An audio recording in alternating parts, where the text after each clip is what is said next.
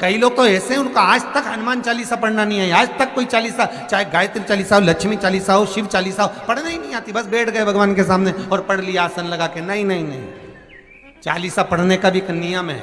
अगर कोई लक्ष्य लेकर पढ़ रहे हो तो उसका एक नियम है। पूरी जिंदगी पढ़ते रहोगे तो भगवान की प्राप्ति नहीं है, पर लक्ष्य लेकर अगर पढ़ा है आसन से, जिस भगवान की चालीसा पढ़ रहे हो उसकी मूर्ति या उसका फोटो आपके सामने होना चाहिए। एक घी का दिया, अगर हनुमान चालीसा पढ़ रहे हो तो या तो घी का दिया जलाओ, वो भी गाय के घी का। और कई लोग तो ऐसे हैं उनको आज तक हनुमान चालीसा पढ़ना नहीं है, आज तक कोई चालीसा, चाहे गायत्री चालीसा हो, लक्ष्मी चालीसा हो, शिव चालीसा हो, पढ़ना ही नहीं आती। बस बैठ गए भगवान के सामने और पढ़ लिया आसन लगा के। नहीं नहीं नहीं, चालीसा पढ़ने का भी एक नियम है। अगर कोई लक्ष्य लेकर पढ़ रहे हो तो उसका एक नियम है। पूरी जिंदगी पढ़ते रहोगे तो भगवान की प्राप्ति नहीं है, पर लक्ष्य लेकर अगर पढ़ा है आसन से, जिस भगवान की चालीसा पढ़ रहे हो उसकी मूर्ति या उसका फोटो आपके सामने होना चाहिए। एक घी का दिया, अगर हनुमान चालीसा पढ़ रहे हो तो या तो घी का दिया जलाओ, वो भी गाय के घी का हो, भैंस के घी का मत जलाना। हनुमान जी कभी प्रकट नहीं होंगे भैंस के घी से। घी का दिया लगाइए अगर चालीसा का पाठ कर रहे हो हनुमान जी का। और बहुत ज्यादा संकट है, बहुत ज्यादा परेशानी है तो हनुमान चालीसा का पाठ करो तो तिल्ली के तेल का दिया लगाओ, काली तिल के तेल का दिया, तिल का तेल का दिया हनुमान जी के सामने आसन बिछाकर। बहुत तकलीफ है तो 3 पाठ प्रतिदिन करो और एक आसन से जितने समय, 9 बजे अगर आप बैठते हो पाठ करने तो 9 बजे ही बैठना है। 11 दिन तक प्रतिदिन 3 पाठ रोज करो। एक पानी का लोटा, कलश, तांबे का जल अर्थात तांबे का लोटा हो, स्टील का लोटा हो, तुम्हारे पास जो कलश हो उसमें जल भरकर, एक सिक्का उसमें पटक कर, एक लौंग पटक कर प्लेट से ढक कर रख दो और प्रतिदिन बस टाइम पर बैठकर पाठ करो। 11 दिन पूर्ण होंगे, जिस कामना से आपने पाठ करा है बस वो सिक्का, वो लौंग कलश में से निकाल लो, जल का आचमन करो और जिस काम के लिए करा है वो जल उस प्रयोग में ले लो। उस प्रयोग, किसी से बात करने जाना है तो वो जल पी कर जाइए, कोई से हाथ मिलाना है तो वो सिक्का, वो लौंग अपने हाथ में रखिए, अपने साथ रखिए। कई लोग कहते हैं हम तो बहुत दिनों से हनुमान चालीसा पढ़ रहे हैं, हम बहुत समय से राम रक्षा स्तोत्र का पाठ कर रहे हैं, हम बहुत समय से ये कर। अरे तो उसको नियम से तो करो। हनुमान चालीसा का प्रागट्य केवल एक दिल से की गई स्तुति। हनुमान जी महाराज की स्तुति, राम जी महाराज की स्तुति तुलसीदास जी ने केवल दिल से करी थी, केवल मन से। और ये नहीं कहते कि हनुमान चालीसा पढ़ोगे तभी भगवान, नहीं नहीं, आप दिल से अगर भगवान को पुकार लीजिए, आप दिल से पुकारो उसको, वो आएगा। नियम है महाराज, बहुत ध्यान दीजिएगा। पंचमुखी हनुमान का एक स्मरण, पंचमुखी हनुमान का एक भाव। महाराज जैसे बहुत ज्यादा तकलीफ अगर व्यक्ति को हो गई है, बहुत कष्टमय जीवन चल रहा है, हार गए हर जगह से और तकलीफमय जीवन चल रहा है, तो पंचमुखी हनुमान का एक शिव महापुराण का और स्कंद पुराण का एक बड़ा सुंदर मंत्र है। उस मंत्र को आप सब एक बार हमारे साथ में बोलें। ओम नमो हनुमते रुद्र अवताराय सर्व शत्रु संहारणाय सर्व रोग हराय सर्व वशीकरणाय रामदूताय स्वाहा।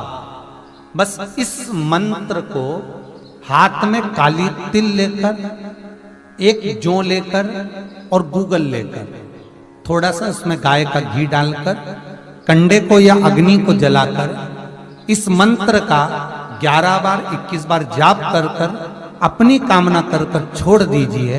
कैसा भी रोग हो, बीमारी हो, कष्ट हो, दुख हो, तकलीफ हो, 21 दिन के अंदर वो आनंद आना प्रारंभ कर देता है।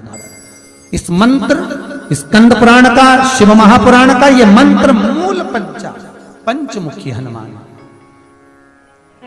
सुख देंगे। और एक और चीज याद रखिए महाराज,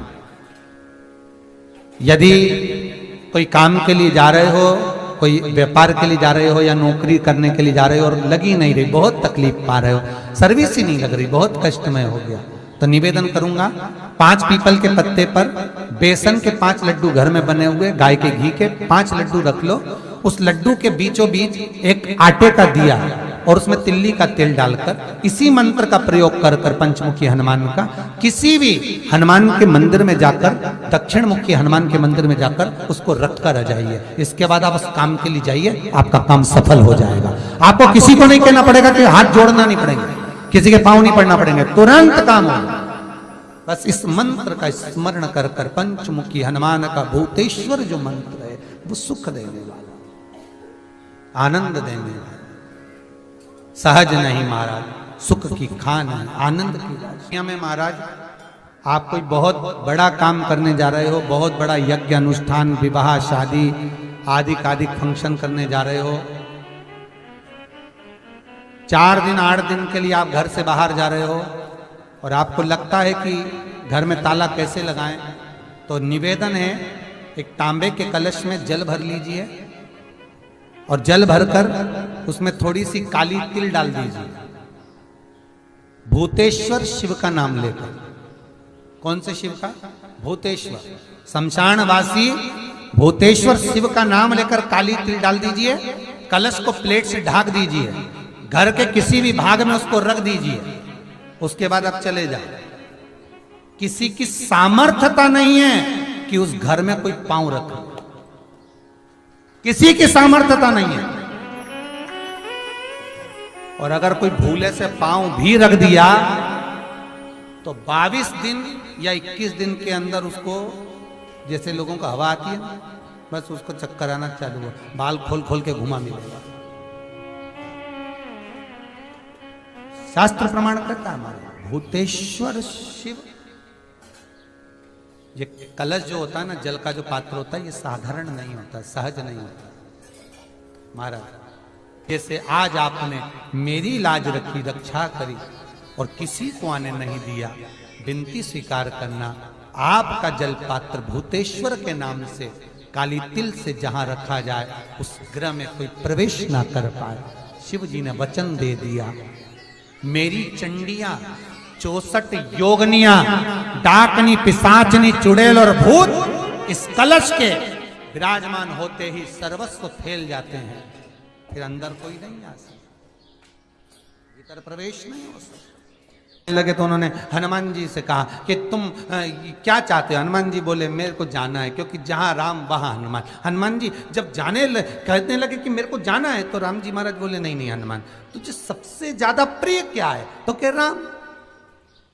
तो हनुमान तू कह रहा है सबसे ज्यादा प्रिय है राम प्रिय है, तो एक बार जिस समय देवऋषि नारद का अपमान हुआ, विश्वामित्र बाबा का अपमान हुआ, उस समय पर एक राजा ने जब अपमान करा तो तूने उसको राम नाम लिखकर एक जगह पर बिठा दिया और कहा कि तू राम नाम जपते रहे। उसने राम नाम जपा। तब हनुमान याद कर, मेरे सम्मुख में तू खड़ा था और युद्ध होने वाला था, तो तूने क्या कहा था?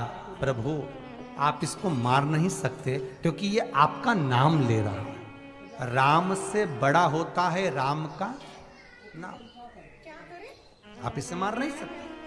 तब आपने ये संवाद कहा था, हनुमान बता तेरी प्रियता क्या है? हनुमान जी कहते हैं प्रभु आपने मुझे जगा दिया, क्योंकि मुझे श्राप ये मिला था कि तू जागेगा किसी की जगाने पर, आपने मुझे जगा दिया, इसलिए है नाथ अब मैं जाना नहीं चाहता, सत्संग करना चाहता।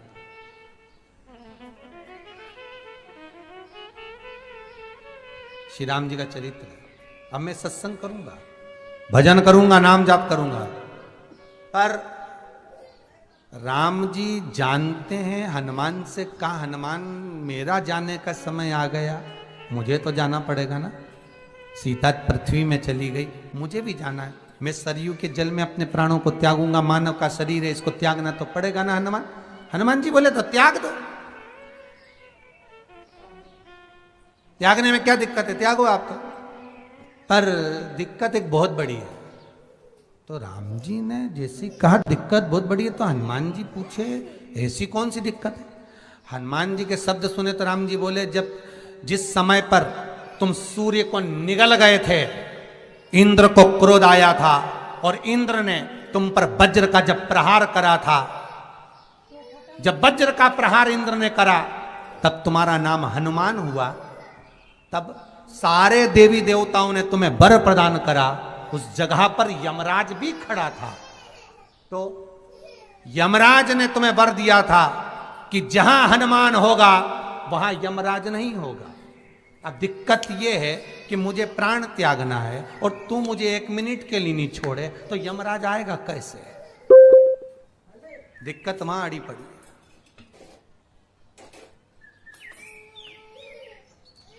हनुमान जी मुस्कुरा के बोले राम जी महाराज से, प्रभु मैं आपके बिना रह नहीं सकता। तो राम जी बोले, मैं भी जानता हूं कि तू मेरे बिना नहीं रह सकता, पर एक काम तो कर सकता है ना। क्या? मैं अगर कोई काम बताऊंगा तो तू करेगा कि नहीं करेगा? हनुमान जी बोले, आपका काम और मैं ना करूं, ऐसा कभी हुआ है? जरूर करूंगा। ठीक है,